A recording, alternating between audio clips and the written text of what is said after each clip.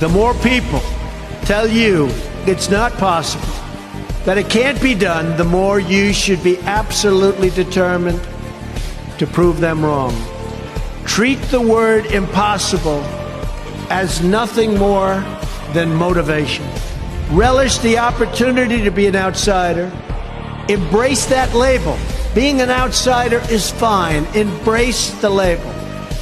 Because it's the outsiders who change the world and who make a real and lasting difference. The more that a broken system tells you that you're wrong, the more certain you should be that you must keep pushing ahead. You must keep pushing forward. Never, ever quit. I've seen some of the most brilliant people in the world that never made it because they were quitters. They were just quitters. They would quit. They just couldn't take it. They couldn't whatever. One of the things about loving what you do is that it's not work, and therefore you don't quit automatically. It's a lot easier not to quit. But you can never give up.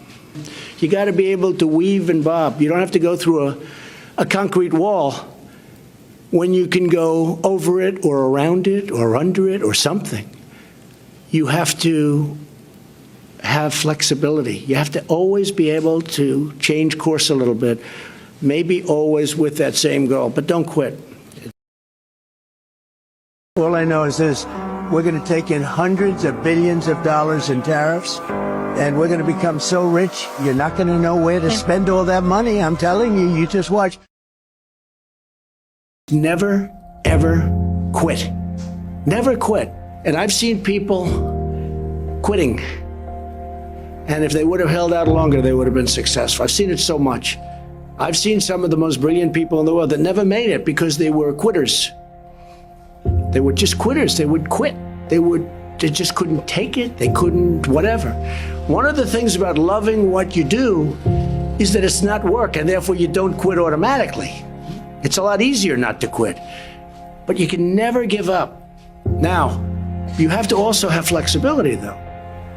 You can't necessarily say, I'm never giving up, and you got to be able to weave and bob. You don't have to go through a concrete wall when you can go over it or around it or under it or something.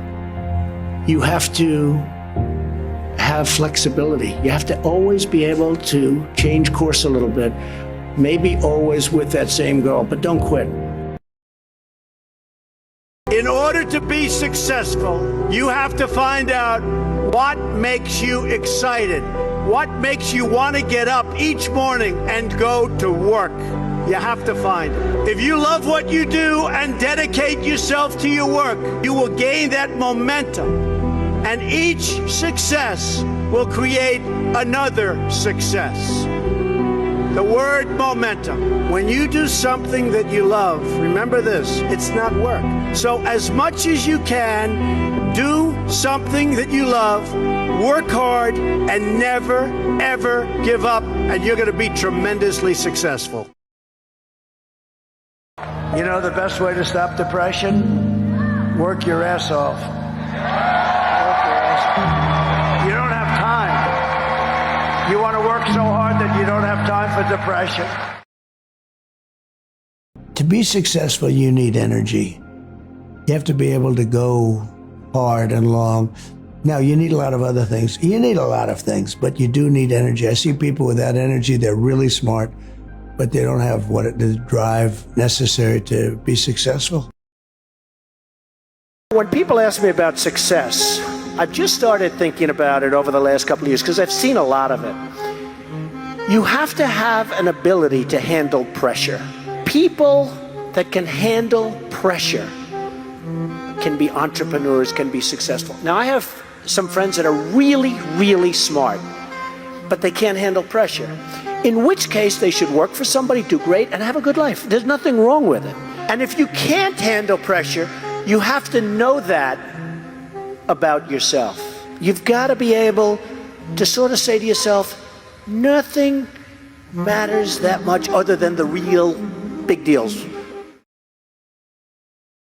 In America, with drive and ambition, young people can do anything. I was 28 when I took my first big gamble to develop a hotel in Midtown Manhattan, the Grand Hyatt, and it worked out incredibly well. But I was very young at the time. I was like a very young person in sort of an old person business. Steve Jobs was 21 when he founded Apple. Walt Disney was 21 when he founded Disney. James Madison, James Monroe, Alexander Hamilton, Thomas Jefferson. They were no older than 25 when they began the journeys that etched their names into the history books for all time. So to everyone here today, don't waste your youth. Go out and fight right from the beginning, from the day you leave this incredible university. Go out and fight tough, fight fair, but go out and fight. You're going to be very successful, because now is the time to work harder than you have ever worked before. Push yourself further than you have ever pushed yourself before. Find your limits and then smash through everything. Go and smash through. You've watched that football team smash through. You're going to do the same thing.